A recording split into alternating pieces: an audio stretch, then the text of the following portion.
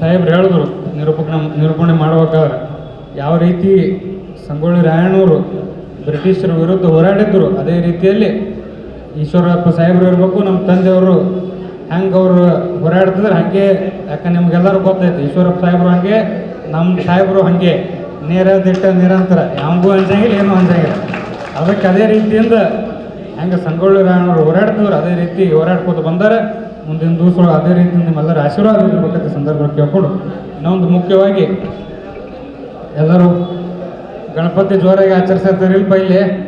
ಯಾಕಂದ್ರೆ ನಮ್ಮ ಬಿಜಾಪುರ್ನಾಗಂತೂ ಜೋರು ಐತಿ.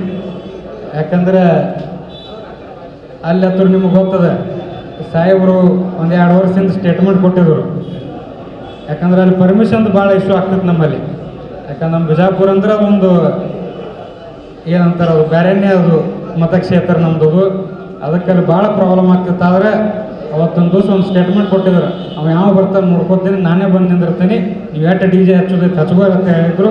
ಅವತ್ತಿಂದ ಹಿಡ್ಕೊಂಡು ಇವತ್ತಿನ ತನಕನೂ ಪ್ರತಿ ದಿವಸ ಡಿ ಜೆ ಹಚ್ತಾರೆ ನಮ್ಮಲ್ಲಿ.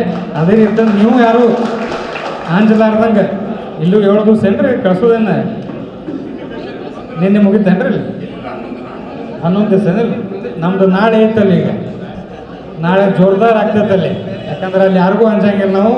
ಯಾಕಂದ್ರೆ ಸಾಹೇಬ್ರಿಗೆ ಹೆಂಗೆ ಗಟ್ಟಿದಾರೆ ಅಂತ ನಿಮ್ಗೆಲ್ಲರೂ ಗೊತ್ತದೆ. ಅದಕ್ಕೆ ನೀವು 11 ದಿವಸದ್ದು ದೊಡ್ಡ ಪ್ರಮಾಣದಿಂದ ಚಲೋತ್ತಾಗಿ ಡಿ ಜೆ ಹಚ್ಕೊಂಡು ಇಲ್ಲಿ ಕಾರ್ಯಕ್ರಮ ಮಾಡಿರತ್ತೆ. ಈ ಸಂದರ್ಭದಲ್ಲಿ ಕೇಳ್ಕೊಂಡು ನನಗೆ ಇಲ್ಲಿ ಕರೆಸಿ ಮತ್ತೊಮ್ಮೆ ನಮ್ಮ ತಂದೆಯವರು ಬರಬೇಕಾಗಿತ್ತು, ಅದ್ರ ಸಲ ಸಮಯ ಕೇಳಿ ನಾನು ಇಲ್ಲಿ ಕರೆಸಿ ಸಣ್ಣ ಗೌರವ ಕೊಟ್ಟು ಸನ್ಮಾನಿಸಿ ಎಲ್ಲರಿಗೂ ಧನ್ಯವಾದ ಹೇಳಿ 2 ಮಾತು ಮುಗಿಸ್ತೀನಿ. ಜೈ ಹಿಂದ್, ಜೈ ಕರ್ನಾಟಕ.